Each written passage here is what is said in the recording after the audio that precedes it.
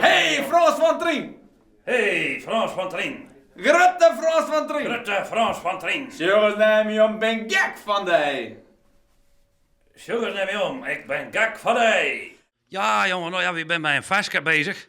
Hey, dat gaat wat achtergrondmuziek voor de film die aankomt.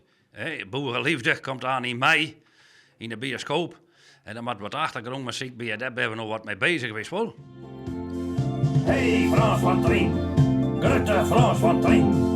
Sugar, neem je om, ik ben gek van die. Neem me dan, neem me dan, neem me dan. Neem me dan, neem me dan, neem me dan. Neem me dan bij de hand.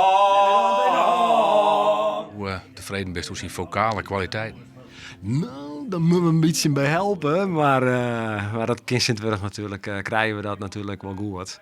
En dat moet ik even wennen, want Frans had hier net songs, zei hij. Nee, jongen, ik ken een hele strenge meester. Jan de Vries van Tweeselig-Heide. Een ouderwetse meester. En dan zong ik wel eens wat. En dan sloeg hij mij zo'n kwart lineaaltje, zo'n keihard houten lineaaltje. En dan kreeg ik treeën van zulke streamen over de hand, weet je wel. Nou jongen, dat was lekker science-shock. Zo heb ik nooit bij zong. Nou, zo. Maar ja, misschien dat dit ook Jetro er maar een beetje trok om. Broekteam, broekteam, broekteam. Broekteam, beetje verstaan.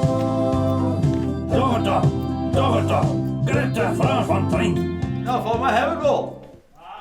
Ik ben al heel eind. Ik denk dat dit het beste weer. Dat is echt wel in stijl. Hè? Wat een oud boer die dat een beetje heel sjongend, heel pratend doet. Dus dat valt al wel een beetje taag. Nog geen siep, hè? Nee, maar ja, Sip van de Kast. Ja, die jongen kan 100% goed jongen. Hè, in zijn stijl. Maar ja, ik ga zelf, ik ben heel over stijl. Ja? Het is moderne muziek, hè, van de Kast. Ik ben meer een man van het ouderwetse wat.